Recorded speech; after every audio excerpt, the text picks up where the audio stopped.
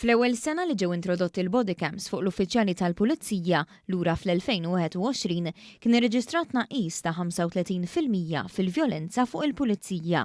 Din l-istess ċifra baqgħet kostanti sena wara l-oħra, riflessjoni tal-impatt li ħalliet din it-teknoloġija fuq il-protezzjoni tal-Pulizija.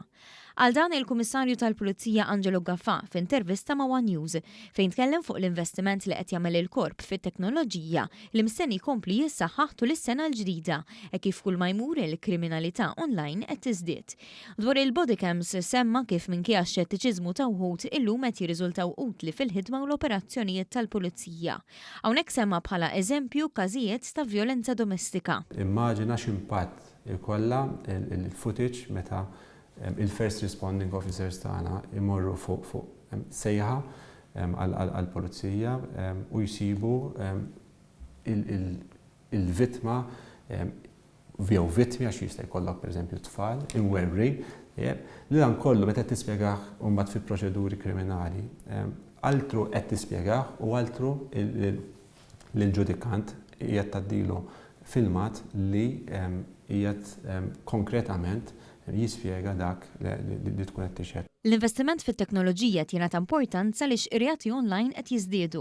Il-Kummissarju semma diversi taqsimiet speċjalizzati fil-korp li twaqfu fl-aħħar snin biex jiġġieldu dawn it-tip ta' reati, fosthom il-Blockchain Analysis Unit.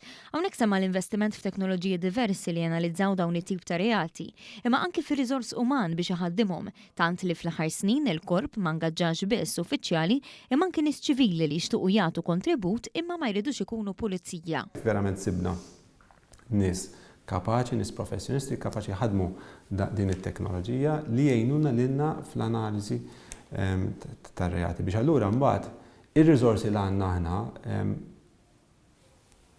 we assign them skont il-ħtieġa, targeted policing. Konxju mill-qalba diġitali li qed tiddomina lid-dinja, il-korp qed jibdel ħafna proċessi li tradizzjonalment kienu jsiru manwalment u issa qed isiru b'mod diġitali. Fej tradizzjonalment anke kont twaqqaf vettura fit-triq waqt road check pereżempju u titqgħod iċċember control room biex tara il-registration number il-minjajjat, id-dettalji tal-persuna, jekk hux wanted il-persuni xarmi għandu reġistrati fuqhom.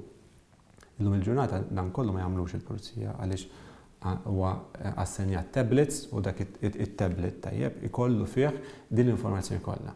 Tajjeb u kellna diversi każijiet fejn inwaqfu persuna u nirrealizzaw li huwa wanted tajjeb li qabel ma kienx ikollok dal-aċċess. Dan l-investiment mistenni jissokta tul is-sena l-ġdida, anke fil-kuntest li għall-ewwel darba fl-2024 il-budget għall-Korp tal-Pulizija se jaqbes il-100 miljun euro.